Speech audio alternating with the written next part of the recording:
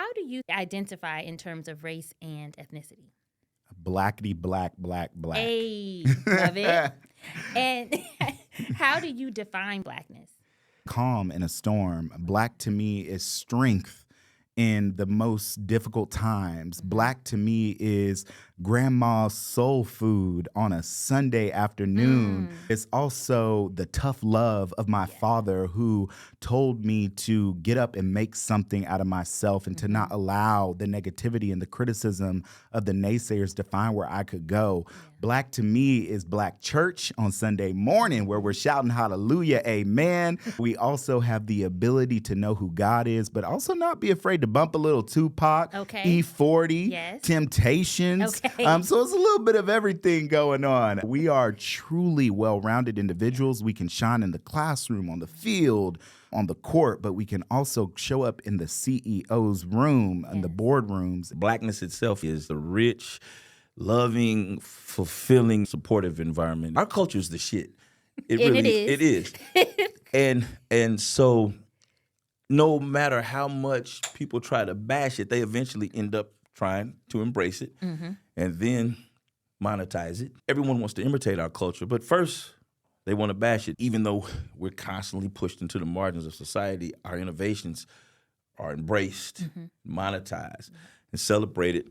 I don't have a problem with other people enjoying our stuff. I just have a problem with them, A, not acknowledging where it comes from, and B, one of the biggest pet peeves is having the audacity to tell us. How can someone that's not Black tell you about your Black experience? But there are so many experts on Blackness who are not Black, who are quick to tell a Black person what the Black experience is. Being Black in this world is being resilient. It's being an overcomer. I'm going to go even one step further. I'm a patriot, and a lot of people who hear me say unapologetically Black say, well, that's not a patriotic statement. But I argue with that because if you look at the framing documents of the country, you look at the Constitution, you look at the Declaration of Independence, those words are lies if it's not for Black people challenging those words to make them true. Beautiful words, eloquent words, words that have stood the test of time, because this country is still here, and I believe it's the greatest country in the world. But without Black struggles and Black people pushing the envelope, challenging those words to be made true, those words are just hollow words on a piece of paper. Blackness and patriotism are synonymous. I don't think you have true patriotism in this country without Black people challenging the injustices that make those documents false. You said Blackness and patriotism are synonymous. Do you believe Blackness and Black culture are the same? Yes and no. Black culture is a byproduct of Blackness. Blackness is the mother, and Black culture is the child. You don't have the blues if you don't have sharecropping. The blues is Black culture. Sharecropping is Blackness. Wow. You don't have Negro spirituals if you don't have slavery. The spirituals is the culture. You don't have poverty in inner city New York. You don't have hip-hop. Hip-hop is the culture. All of these innovations that Black people have given to the world, not just America, those innovations are the cultural part. I don't think anybody would argue that Usher is a big star, a huge star, but I don't think anyone would argue that Taylor Swift is a bigger star than Usher. Much bigger. Yes. However, if you go to 100 Taylor Swift fans, they can name you several Usher songs. Absolutely. Name me several Taylor Swift songs. Cannot do it. Exactly. Because our culture moves the entire culture. American culture is moved by our culture. When you think about everything that's relevant, it is rooted in our culture. Everything that's relevant. Some would argue that statement, but I would take that argument 10 times out of 10 and I would win it. I remember when we went on our field trip in Spark and you were asking me, I had just gotten my little Jeep, and you were asking where I got it.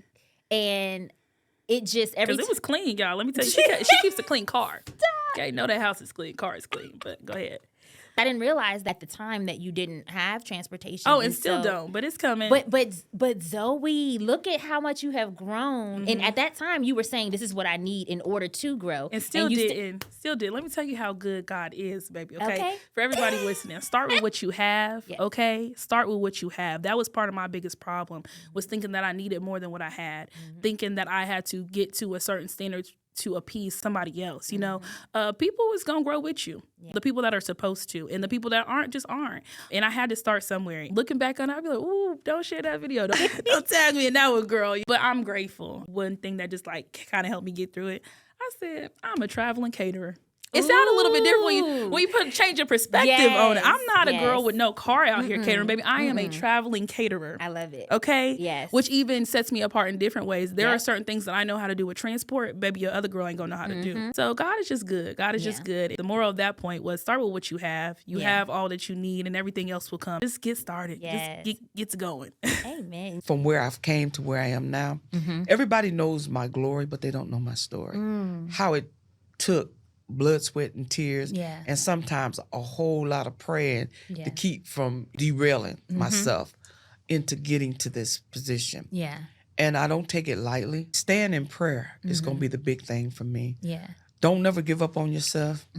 You can't have a testimony without a test. You have to be tested. Once you've been tested, you've been tried, weighed, you know your worth. Don't ever forget that. And don't ever let anyone think less of you. That's very important. Throughout my career, I've had to fight that. And it's been tough. In the beginning, I thought I was going to struggle with it, but I have strong faith and I have strong parents that said, get back in there. You've been delayed. You have not been denied. That's very important to me. I tell students, just because you didn't graduate in December, you've just been delayed. You was never denied. I'll see you in May. Some people say nobody showed us how to do it. We have to show the way so people can go the way. And I just want to inspire people to take ownership of our communities, not only from a social level, but even from an economics perspective, and learn more about the history of our communities. Because if you don't understand what took place where you're at or what influenced why things are the way they are, you may not ever understand why it is. There are a lot of things that have taken place that have influenced our communities. And it's important for us to come together to try and undo some of those things before the outcomes continue to have this downward spiral or effect. That's what inspires my community work. My church, my faith is a part of my ecosystem of who I am as a person. And everything that I do, if I do not get replenished by God and what feeds my soul of being around other Christians and being in my church, I am going to fall each and every single day. That's how I'm able to go to my 9 to 5. That's how I'm able to do the Clarice test. That's how I'm always able to pick up and be like, what you need? That's how I'm able to do it. The balancing act never, ever gets balanced. It's never going to be balanced. But you know what? God is going to give me what I need. So I don't care about trying to force myself to make anything balanced that he's put on me. God made me like this. And I had to learn because I did suppress myself for a while. And I had to understand that is not a me thing. That's a them thing. So when somebody else is trying to project their stuff onto you, it just comes with the level of maturity and just going through certain situations to where I'm going to speak my truth. I'm going to say what I want to say. If you don't like it, then you don't have to be around me because I'm not changing for nobody. I'm very well taken care of. God is not going to let me fail. I think the alignment of people getting rid of what doesn't serve you and who doesn't. Sometimes he puts certain people back into your life to balance even simple stuff like your mental peace. Blackness is a lived experience. Yeah. I wake up black. Yes. My neighbor can engage in black culture. Yes. But they'll never be able to experience blackness. Our culture is American culture. We shape what's cool, what's fresh, what's hot. Yeah. So much so they're doing it in Japan. It's world culture. Yeah. And black culture is created through perseverance, through anti-culture in some spaces. To the whole gamut, even the LGBTQ community has so much black culture in there. When I think to history, everything is black culture. Yeah. Blackness, you have to be another brother or another sister to experience blackness, to know that, I don't want to say that fear, but I was taught to play defense as a kid. I don't teach my kids to play defense as they embrace and make sure they make it black in one piece. The way you articulated that just now was helpful to me, sorting it out in my head, because even those individuals who are not for the culture, at the end of the day, when they walk out that door, I'm not black, I'm OJ. Exactly. I'm a late Gen Xer. These are our babies. We raised them. But the reason why I love them so much is because they're really working hard to break the chains. They're not trying to carry the trauma that generation after generation carries. They are creating boundaries around themselves. They're having more open discussions about who they are and what they need for themselves. Some people see it as disrespectful. I see it as liberating. Most human beings don't like freedom. But you think about somebody that has autonomy over themselves. They might be different. They're not the status quo. Right. They got a ring nose, or they got tattoos all over their body, or if they're LGBTQIA and they are out. People hate freedom. And anybody that has the audacity to be their most full and true selves, and this generation is working harder at being that, I love it. I love it for them, because being yourself, this society makes it the hardest thing to be. Entrepreneurship is hard. You almost feel like you have to be busy. You have to be booked if you're making progress. And that's so not true. I've been a full-time entrepreneur almost 2 years. And it's just taken me this past year to be like, no, ma'am. No, ma'am. What's the legacy that you want to leave for your family, for the broader Wichita community, for Black people, the Black community, Black women, your legacy? What does that look like? The legacy that I want to leave for Black women is I do these classes, and they're called dip and sips. You'll be dipping chocolate covered strawberry, but you can sip whatever suits your fancy. Right. And I was doing this one dip and sip, and it was with a church group. Before we start to get into the class, I just give them a little bit about myself, who I am. I started the conversation off about what I do. I mentioned that I have been told, oh, you're just a baker, right? And so I'm not just a baker.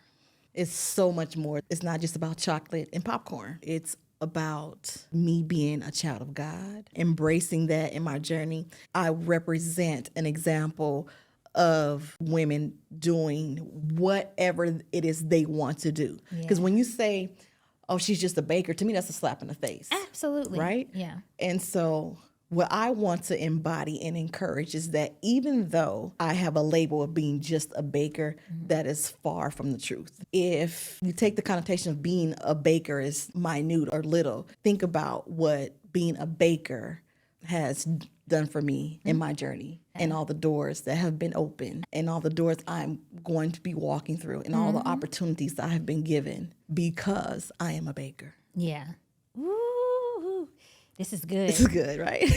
and my thing is, first and foremost, half the people saying that can't make chocolate chip cookies from scratch. Okay, I'm just being for real. My mom has always been an amazing chef, and she's at different points in her life done catering, and just due to life circumstances was not able to get it to go as big as she would like. I have so much respect for her because it's something that she loves. Yeah. But baking, cooking, it's a science. It is. It is a science. I don't like that just a baker. There's so much that goes into that. And if it was easy like that, everybody would be doing it. That's just like entrepreneurship. If it were easy, everybody would be doing it. You shouldn't have told me that. Now I want names and stuff. There's so much life and so much greatness in us that we're starting to see come out because we're having more conversations about mental health. We're starting to lift the stigma that used to be so heavy upon us. And now we're starting to have conversations about what self-care looks like for real.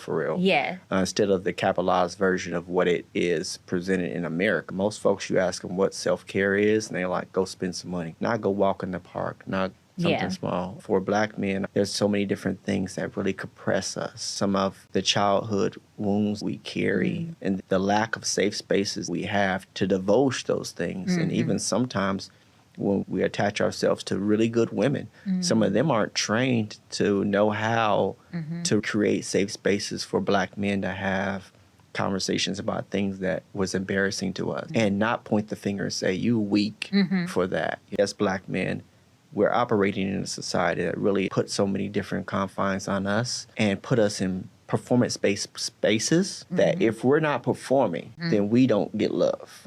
If we're not giving, then we don't deserve to be given to. A lot of people are taking on that type of mindset, and it's really self-destructive. There's a lot of toxic rhetoric between black men and women now. We're starting to tear each other down and say men are always this and women are always that. It has to be broken down. We have to relearn how to love each other as a culture. Would you say blackness and black culture are the same or different? Maybe they're cousins. I love that. Because you know how we are about cousins. So Culture is what is mimicked. Other people try to get a dialect to sound like us, to dress like us. Blackness, that's something that you can't explain. That's how you show up. It chose us. We didn't choose this. It chose us. But I would choose it again and again. I think about that sometimes. If you had the option to choose, would you choose? Knowing what comes with it, whether it be the police brutality, the afro you can't comb through after you wash it, would that be a choice? All day, every day. What about you? I think at this point in my life, yes. But in the past, I probably would have questioned, like, oh, no. It is a lot, but I love it. I love being black. How do you feel about the portrayal of black people and what you see in the media? We're considered ghetto, and that's the only thing they look for. Does that make you feel any type of way? Yeah, because we want to see the best in black people, and when people post stuff like that, I feel like you're not going nowhere. Black in One Piece is loving oneself authentically and unapologetically, being aware of who you are, what you represent, and what you want to either give to yourself as and pouring into yourself to continue to give to others, or what you want to represent in terms of your future, because there is going to be a time where we are not going to be here. I think about what life am I living now? What do I represent? How does that show up? How does that reflect for my daughters? It means being me unapologetically and being fierce in the process. Sometimes that can be a challenge, but that's what it means to me. If you're white, you can be in media and arts and business, and you have this freedom to fail. At no point should you be offended walking into this space and you see black dolls, black pins, because representation matters. I want to be a part of the narrative where we overcome resistance and move towards innovation, where we spark creativity, collaboration, and connections. Leaning into community, we're stronger together. I love my kids. They're on my socks. We want to make sure we're present for them. Reimagining what it looks like to be a business owner. Some people are like, her hours are inconsistent. I had to make myself a priority. That first 6 months, I got sick because I was working so much. My value isn't up for debate. I will not beg to sit at anyone else's table.